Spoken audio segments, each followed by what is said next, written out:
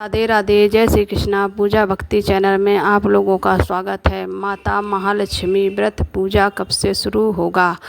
महालक्ष्मी व्रत की स्थापना कब हमें करनी चाहिए? ये व्रत हमें कैसे करना चाहिए? क्योंकि 16 वर्षों तक ये व्रत किया जाता है, इसलिए इसे सुरहिरी व्रत के नाम से भी जानते हैं। माता महालक्ष्मी का व्रत हो या फिर राधा अष्टमी के नाम से भी इसे जाना जाता है, क्योंकि ये भादों के शुक्ल पक्ष की अष्टमी तिथि से इस व्रत की शुरुआत होती है। तो अभी 2025 में इस व्रत की शुरुआत कब से है जानेंगे। बहनें अपनी बातें करना चाहती हूँ, बिल्कुल सही है। महालक्ष्मी की कृपा बिल्कुल बरसती है। व्रत उनका अनुभव भी आप समझ लीजिए। हमारी बात यह है, 16 वर्ष तक इस व्रत को कर चुके हैं। इस बार हमारा 17वां वर्ष चल रहा है। 25वें में करेंगे उद्यापन। 17वां माता महालक्ष्मी का व्रत होने वाला है। इसमें 16 की संख्या का बहुत बड़ा महत्व है। 16 गांठ वाला धागा पहने फिर बनाया जाता है कि पूजा करते समय हमें हाथों में पहना जाता है। 16 दिए आरती होती है, 16 भोग लगाए जाते हैं, 16 श्रृंगार की सामग्रियों का दान करते हैं। तो देखिए, पहला व्रत यानी पहली बार यदि आप व्रत रख रहे हैं तो राधा अष्टमी किस दिन मान्य किया जा रहा है और अष्टमी तिथि शुरुआत कब हो रही है।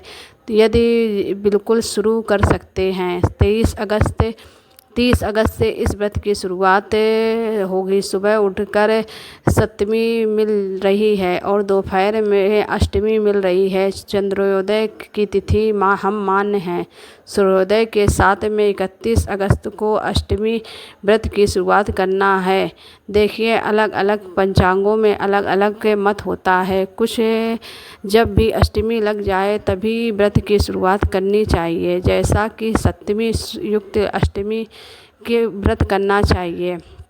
नवरात्रि को दिनों में ये व्रत पूरा हो जाता है, आने से पहले पूरा हो जाता है। आपके पास जितना बजट है आप शुरू करें। माता महालक्ष्मी की कृपा से आपका 16 साल जैसे ही होगा पूरा होगा, आपके जीवन में बिल्कुल परिवर्तन आएगा। माता महालक्ष्मी आपके ऊपर कृपा बरसाएंगी।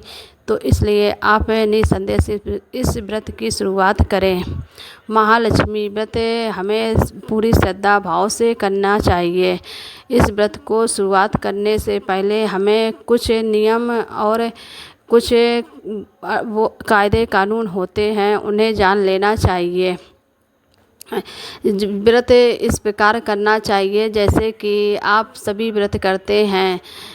पहला नियम यह है कि इस व्रत को 16 दिनों तक पहली बार करना चाहिए। पहली बार करें।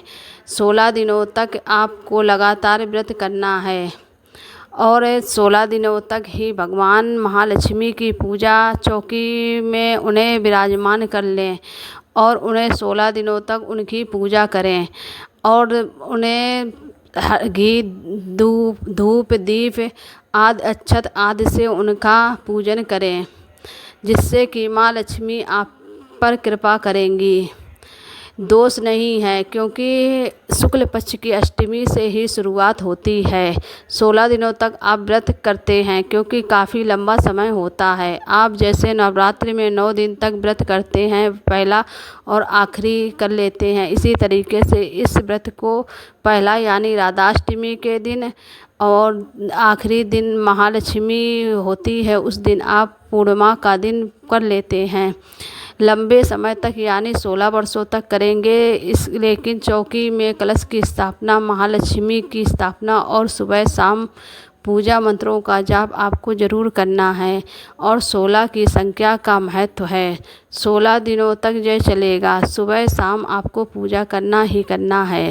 पति पत्नी मिलके करते हैं तो बहुत अच्छा होता है। पति किसी काम में बिजी है तो स्वयं पत्नी कर सकती है। आरती वगैरह करें, क्योंकि देखिए, बच्चे पढ़ाई लिखाई करते हैं तो इतना ज़्यादा, लेकिन उनको धीरे धीरे उनके प्रति श्रद्धा दिलाइए। आप इसमें 16 की संख्या से सभी चीज़ों एक सूत्र एक सूप लेते हैं।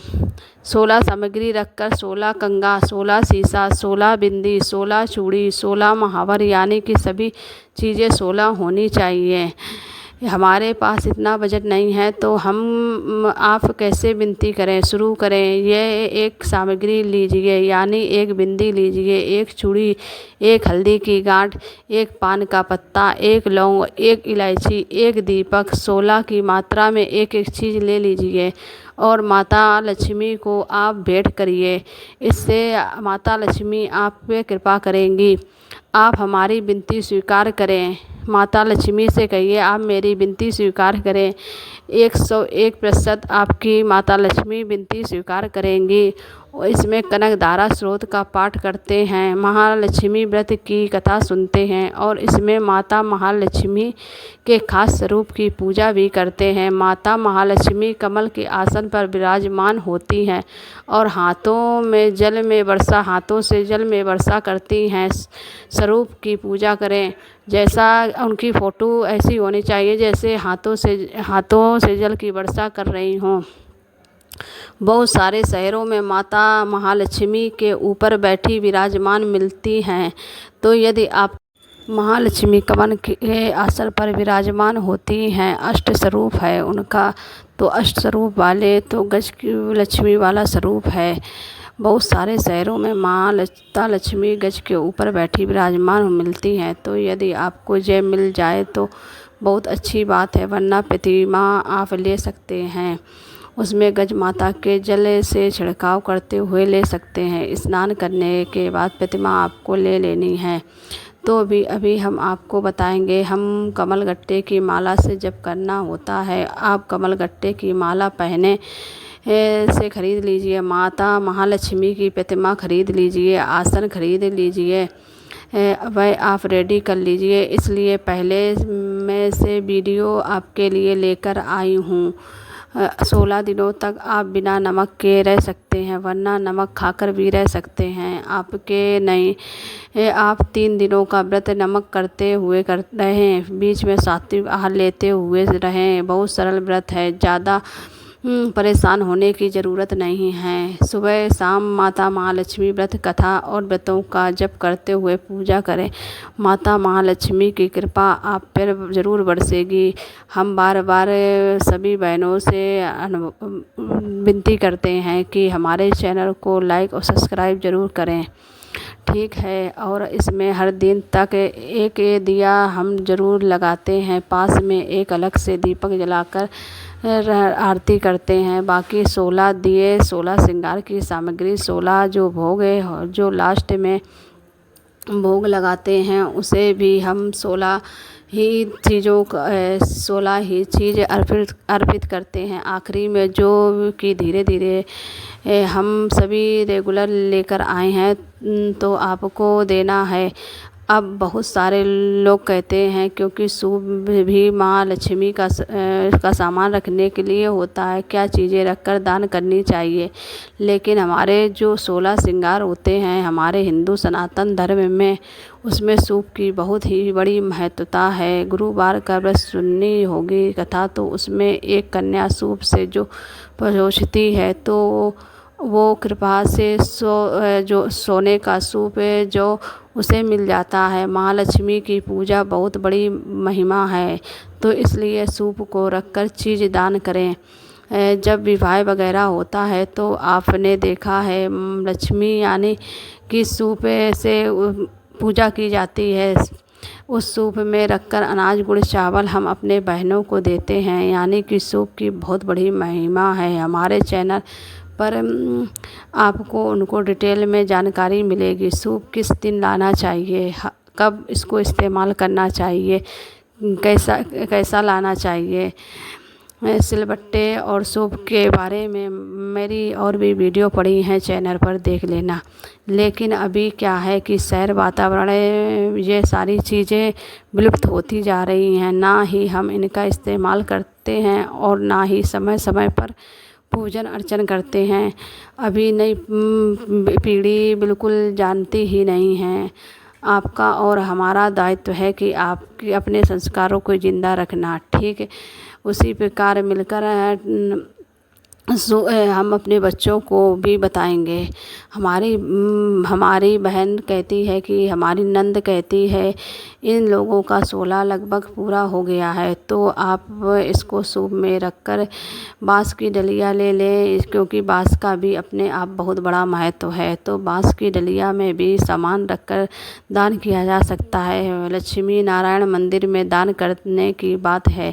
आपके शहर में प्रयागराज में है, दिल्ली में लक्ष्मी नारायण मंदिर है और मुंबई में माता महालक्ष्मी का मंदिर इतना बड़ा सा है। कई लक्ष्मी मंदिर